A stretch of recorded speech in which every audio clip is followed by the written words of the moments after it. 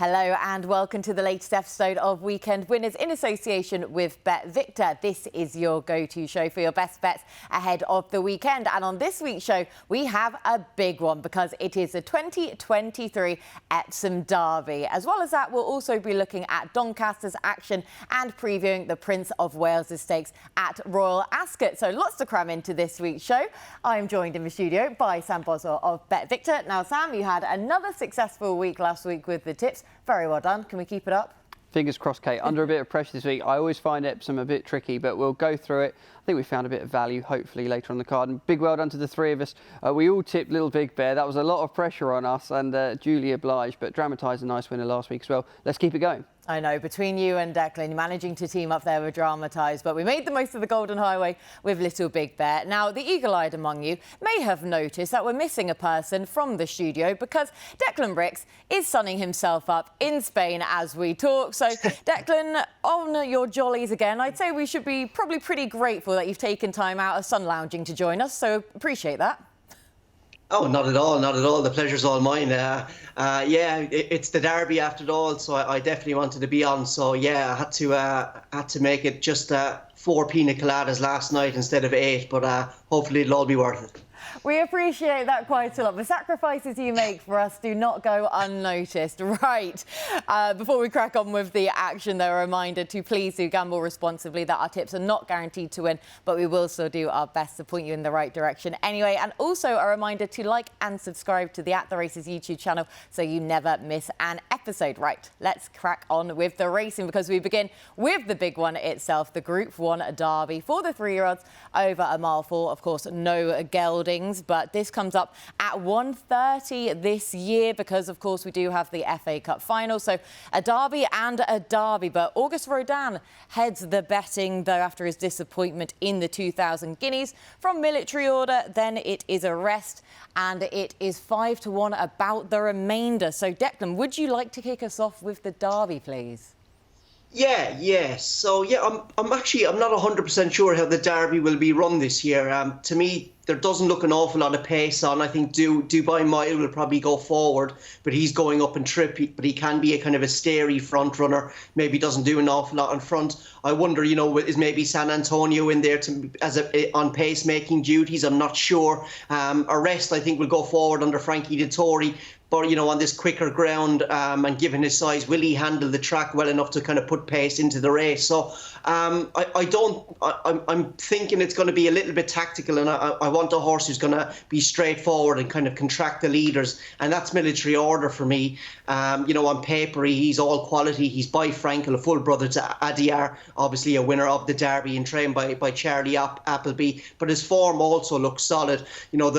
Both Exoplanet and Chess Piece have boosted. The Newbury Novice he won at the start of the season. And then the time and the sectionals combination of his Lingfield Derby trial victory were very strong against what External Hope did in the Oaks. Watch her today, because we're recording this on Friday morning. I think a good run in the Oaks from her is going to boost his form further. In terms of handling the track at Lingfield, I loved how Military Order did everything. They did everything easily. He showed very good pace under William Buick to dive down the inside, and I love how he changed leads. So although he's a big enough horse, I could see him handling the track. So yeah, it's going to be Military Order for me, and hopefully another Derby success for Godolphin. Yes, and as you say, then a brother to try and do what his brother did in the Derby then a few years ago as well with a Daya. So Military Order for Declan, Sam. Now, not to give anything away, but you did kind of go around the houses with the Derby for a while now, but who did you eventually land on? Yeah, I got into a real pickle with this race, and I think I was quite guilty of falling into a trap that I know me and other punters do, which is speculating. And I looked through Passenger's run at York, and a lot of people were rightfully, he came out as sort of a bigger eye catcher, and at the prices, the Foxes is possibly a little bit overpriced if you like Passenger like I do. And I got really carried away and started looking through that race, and I thought, 5-1, I think if, and I suddenly realised, don't work on ifs, let's have a look at the form. And the form of his debut run really hasn't worked out to prove anything particularly spectacular. And I started to sort of go, what have I done wrong here? And I went back through, and Military Order for me ticks every box when I went back and actually watched the runs through. I was at Lingfield. He looks a very fine specimen. I must say, I'm not much of a paddock watcher, but he did catch the eye that day. I know that was on the poly track, but he's done it on the turf previously, and suddenly I realised that perhaps I was trying to build a bit of a hype horse in Passenger, and I hadn't really looked at the substance, and Military Order for me is where I want to be. One thing I will say, I think the favourite will go off even shorter. If he's the horse that they believe him to be, I think he'll end up shortening up on the day, and obviously we have seen Little Big Bear and Meditate bounce back from that ran that weekend where he was disappointing, and it's every conceivable chance that he could do, but with 4 places on offer, you know, there's plenty of depth to the race. You can make a case for a few of them at bigger prices each way. But for me, I just thought Military Order, suddenly, Declan's completely right. He made a much more articulate case, and I'd got carried away with Passenger. Got carried away, but you've come back full circle now to Military Order, the same then as Declan as well. So again, I'm always fearful. The pair of you teamed up with Dramatise when you agreed last week, so both of you then siding with Military Order. But I agree with you that with the extra places on offer, wide open renewal of the Derby. I have to go for the each way play where, yes, August Rodin, he may well be able to bounce back, such as the other Ballydoyle horses have managed to do then last weekend. But not at that price for me, though, anyway. And even if he shortens up, that's just going to deter me even more so. So Dubai Mile was the main play for me, just looking that bit overpriced. Now, of course, he beat the reopposing Arrest in the Group 1 Criterium de Saint-Cloud on his final 2-year-old start before he just got done for a change of gear in the 2,000 guineas. The mile trip looked too sharp for him, so up in trip, Group 1 winner, intertwining form lines with more fancied horses, leads me to want to side with Dubai Mile at around 16-1. For all that, as you say, I think that the Foxes does have a massive chance, and I think that he has been underestimated also, but for the purposes of this, for one main selection, it's going to have to be Dubai Mile, and both of you two with Military Order. Right, that is the Derby covered then for our selections. Do let us know your own selections for the Derby in the comments section below. Now we move on to our next race as we jump back in time, because we're actually going back to the first race on Epsom's billing on Saturday. This is the Group 3 Diomed Stakes for 3-year-olds and over a 1.5 miles a furlong at 12.50.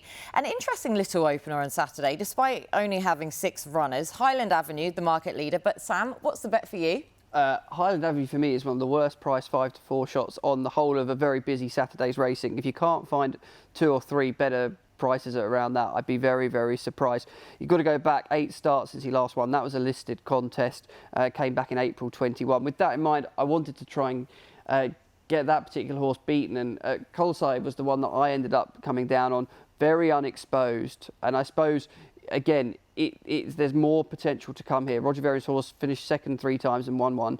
The horse he finished second to last time out for Charlie Hills has won 3 times on the bounce. That looks a really, really nice horse, and that Goodwood form I think will work out. It does require a leap of improvement, but I'd say he's got the opportunity to do that. I think the ground will be absolutely fine, and I think he'll put a serious marker down against his elders. I really, really like him. 3-1 is a little bit tight, but I just need to try and get that favourite beat. Yep, and again, in total agreement where I thought that the favourite was just a really bad price. But it is a tricky and trappy race, though. But sorry, Dec, just to interject there, because I am agreeing with Sam, though, with Colside here as well, because that form from last time out at Goodwood, like I say, I think that is solid. For all that, on the face of it, you could say, oh, well, Colside was slightly disappointing, but he did get trapped then just at the wrong part of the race, which is just evident, can always happen at Goodwood. That winner did get first run, and yeah, really it perhaps over-exaggerated the winning distance. So, Kate, I completely agree with you. Yeah, and he lacked the pace, didn't he? I mean, Cicero's Gift, I think that he's a proper one anyway, so I don't think it was much disgrace by being beaten by him. But just to lack that pace, to get stuck then at the wrong time of the race, there were things that counted against him.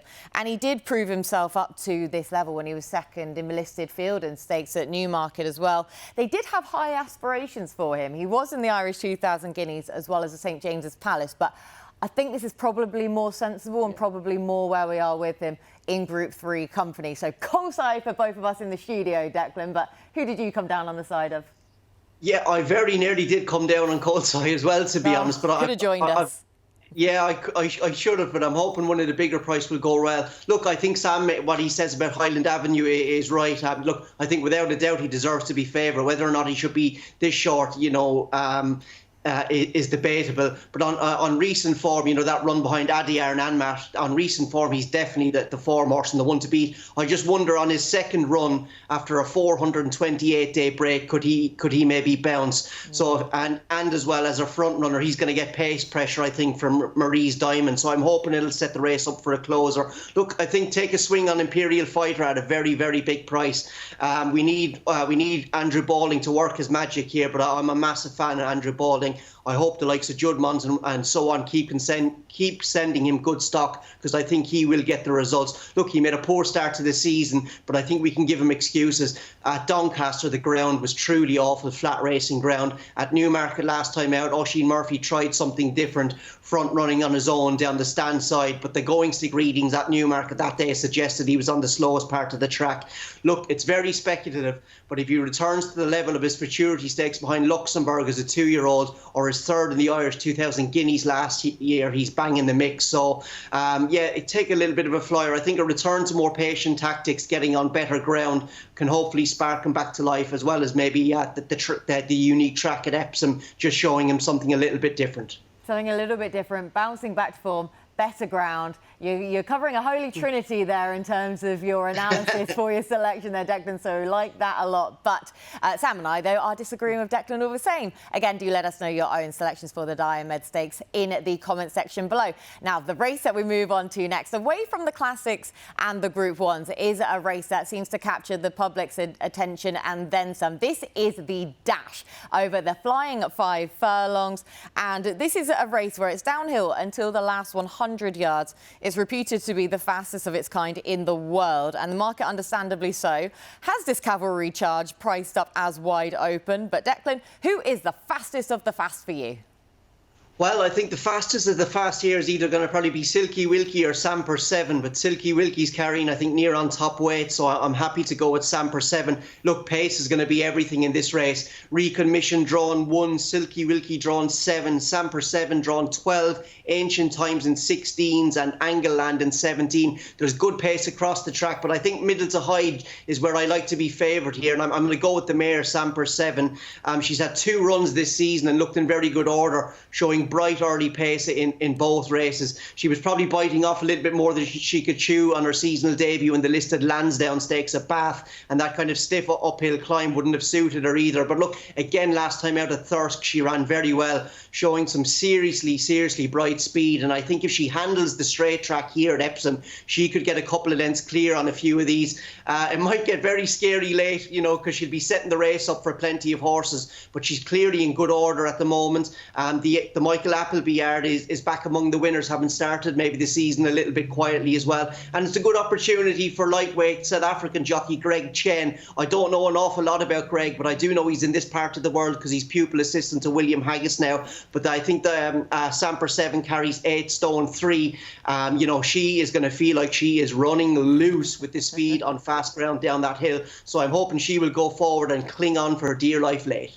Cling on for dear life, we like that a lot. Now, I am really nervous about that because Samper 7 was my second selection in here, but I'll come back to my main selection in a second because, Sam, I want to hear who you're siding with first. Yeah, well, I'm really pleased to hear Declan's happy about that kind of middle to high draw, because that's where my horse is going to end up, and the draw was wrecking my head, so I kind of took that out of my analysis at one point. But Mokkatil for Ian Williams, for me, I think is a really interesting runner. You mentioned this race being such a unique test, and he ended up 4th in it last year, and I quite like the idea of horses that come back. You think back, it should be named after Caspian Prince, this race, shouldn't it? Yes. A 3-time winner.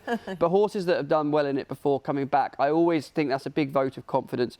Down to a mark of 85, which he won off at Sandown last time, and I thought it was just interesting. £7 apprentice booked. Sean Bowen, don't get him confused with the other Sean Bowen, because he wouldn't be able to do this way, I don't think, because it's something like 8 stone something. So he's a talented lad. I went back through the replays, and he had a nice winner at Gowran Park not too long ago. So I'm not too concerned about that. Obviously, it is a bit of a specialist race, trying to find jockeys that can do those kind of weights. But yeah, I just thought he was a really interesting player at an each way price. He's made the frame before. He'll handle Epsom. He's won at Epsom as well previously over 5. His style might not be the most suited for the race. He might be kind of doing his best work towards the end, but he won't be too far back that he can't get involved. So I thought it was an each-way double figure price in a trappy contest. Last time I had the winner was Stoner Folker, so it's going back a bit. Way to reveal it, way to reveal the success rate in the dash. But it is, though, it's brilliant. It's an amazing spectacle, isn't it, though? But like you say, the draw was the thing that was frying my head, where you just think high draws. High draws, get to the rail, get on the front end, that's what you want. But then you see big price horses rocking up in this race and running really well from the low draws. But I've stuck with the high draw angle. The horse that is drawn highest of all is Live in the Moment, who is drawn 20 of 20 here, is likely to just go forwards, blast from the front, so hopefully won't get involved in any of those traffic issues down the rail if any of those make a beeline towards the rail there.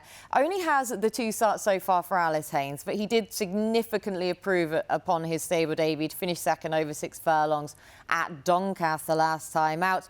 His mark remains feasible for him to overcome. I'm so wary of Sanford 7, but my main play is going to be Live in the Moment. So just to reiterate, Live in the Moment for me. Declan?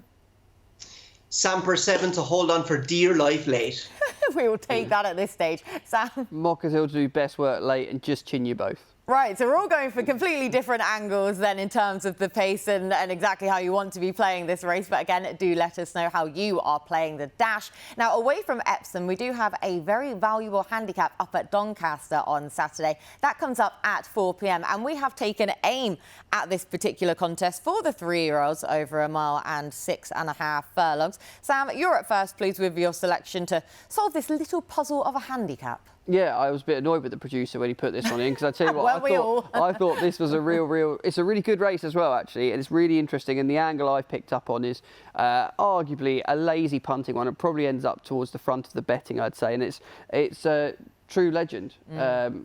Well describes his trainer, Sir Mark Prescott, who has done his usual trick with these horses. 3 runs last year where it was over the 7 furlongs, but stepped up in trip and has relished stepping up in trip, and looked like he did need most of the yardage at Newcastle, as we see the footage of him winning here, before he then went on and won again at Salisbury. But goes up to 1 mile 6 today. There's definitely more in the tank. Luke Morris will be doing more or less, I think, his lowest weight for a year or so, right at the foot of the handicap. Valuable prize here, and I could just sort of kind of see the picture all adding together to see. And Sir Mark, I must say, must be the most informed trainer at the moment. Time of recording, 60% strike rate. I mean, if it goes over 50, you're pretty impressed by somebody, but 60% strike rate.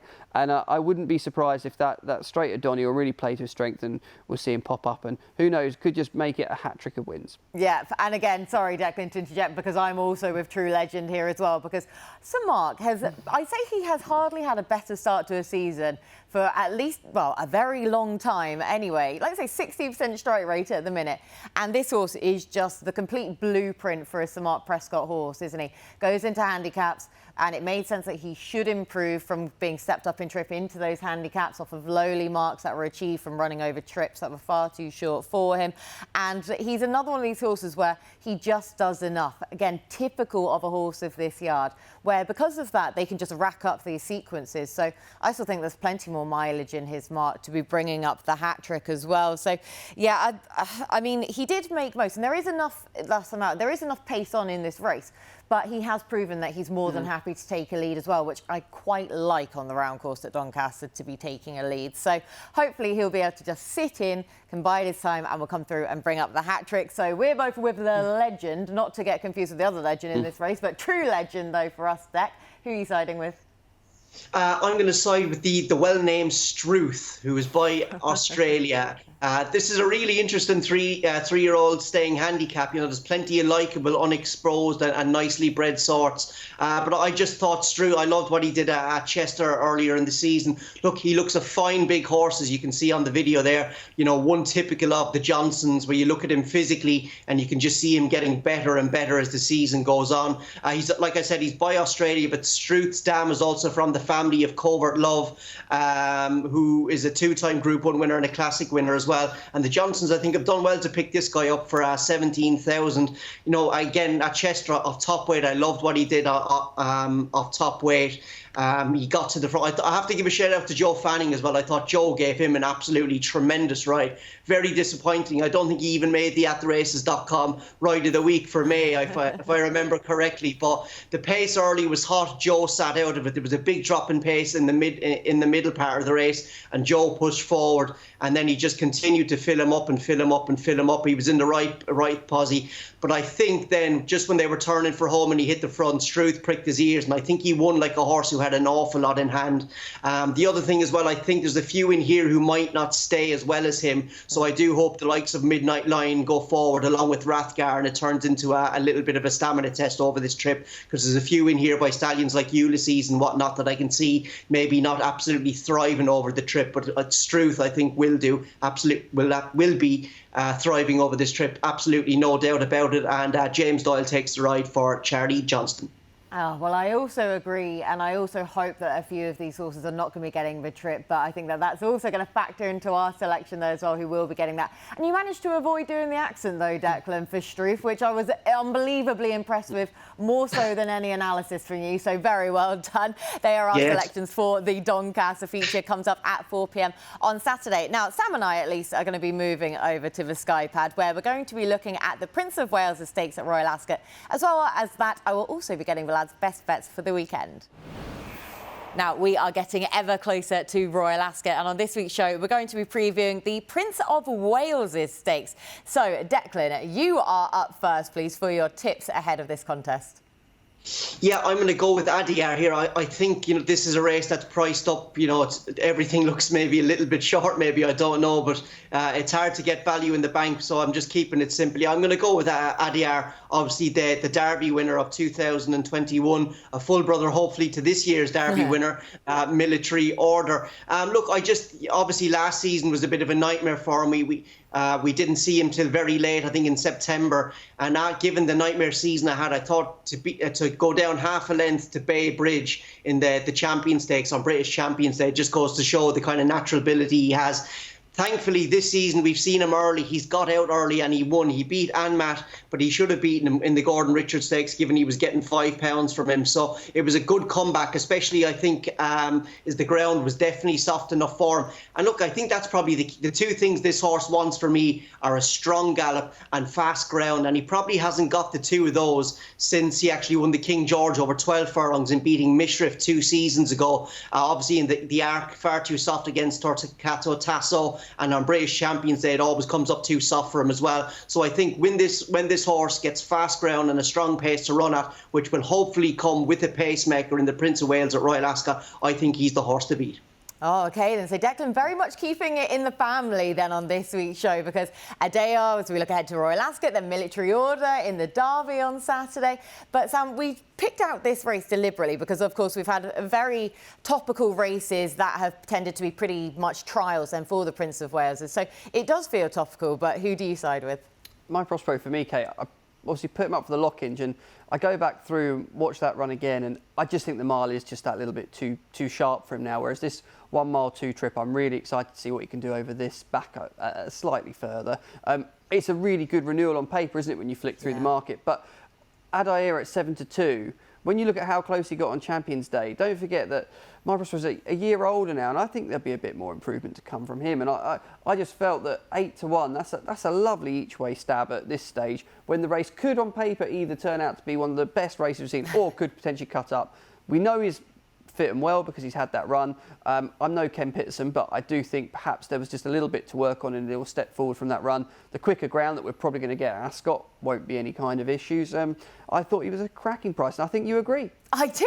This has become weird, hasn't it? I feel like poor Declan's being pushed out. I say poor Declan, he's in Spain being pushed out, but the pair of us are agreeing at no end on this week's show, because my Prospero at those prices has to be the play for me as well. Because when we talked about the Queen Anne last week, and I tipped up Maldoom, his stablemate, and I made the point then by saying, well, I hope that my Prospero is the one that moves up in trip, because A, I think he needs it, and B, because I think that there's a better miler in the camp anyway with Maldoom. So I think that my Prospero, he wants 10 furlongs. He was outpaced in the Lock-Inge, wasn't he? And he still ran a mighty race anyway to finish 4th there. But I think that will have made Connection's mind up, though, to be stepping him up in trip anyway. He's a big, scopy horse. Should work up into being a better 4-year-old anyway. yesterday, there wasn't that much to separate him, Baybridge and Adea, as you say, in the Champions Stakes last season anyway. So at the prices, it has to be My Prospero for me. Also then for Sam and Declan is with Adea. But what a cracking race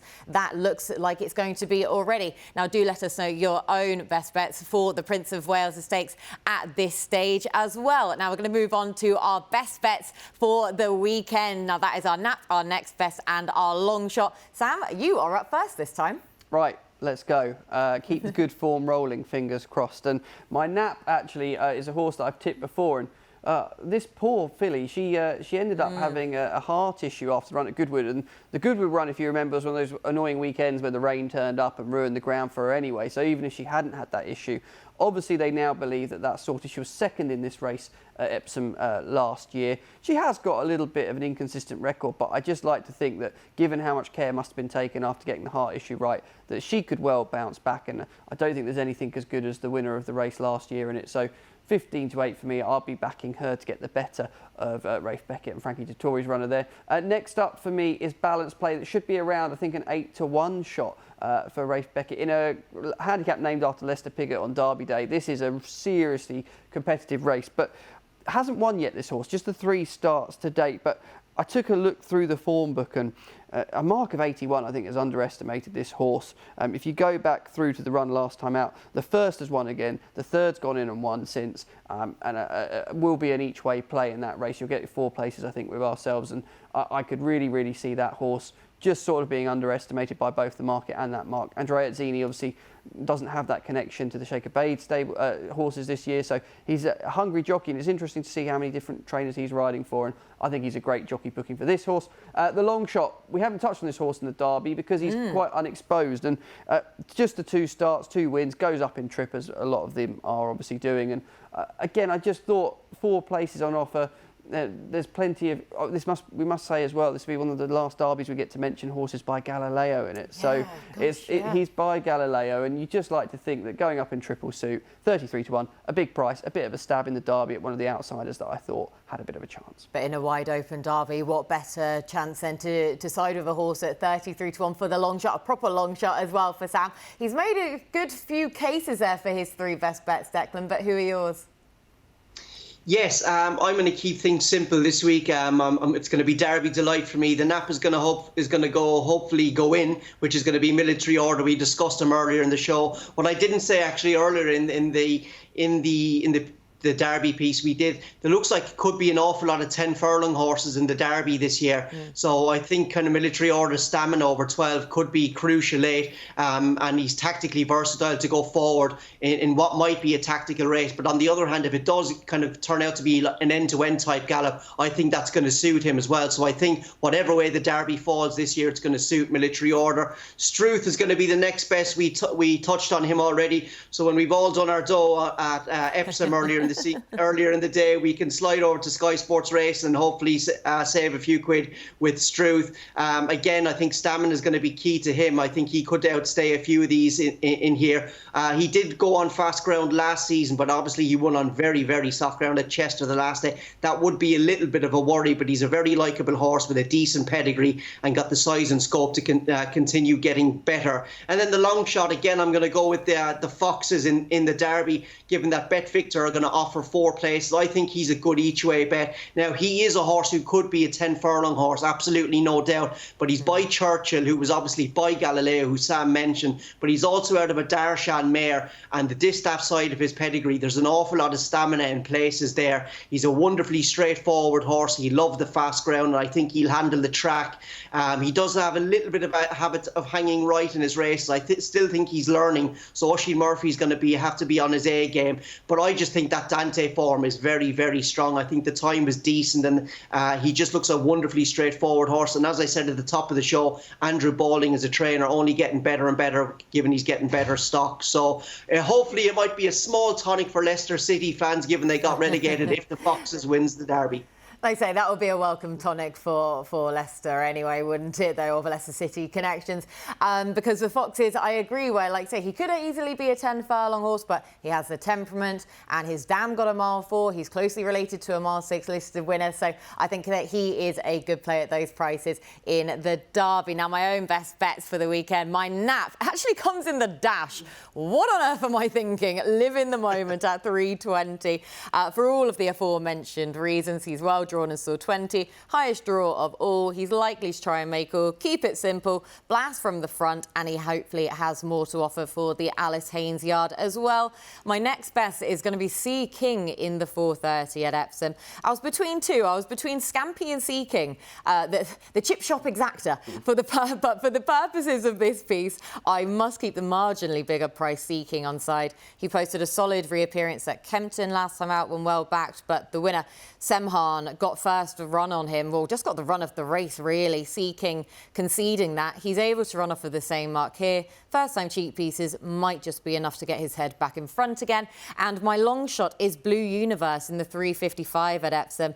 A lightly race colt, just 6 career starts to his name. He's done little wrong. He won his second handicap start on seasonal debut before running a similar race off of a £5 higher mark when returned to the turf at Sandown. He was comfortably beaten by the Irish Derby entered If Not Now, which was no disgrace, and he remains unexposed on the grass. So they are my best bets as well then for the weekend. Again, do get involved and do let us know your own best bets for Saturday. Across the weekend, looking ahead to Royal Ascot. That is everything from us on this week's show. A big thank you to Sam and to Declan for all of their hard work as per usual. Big thank you to you for watching. We'll be back next week. We'll be previewing more Royal Ascot contests as well as the weekend action.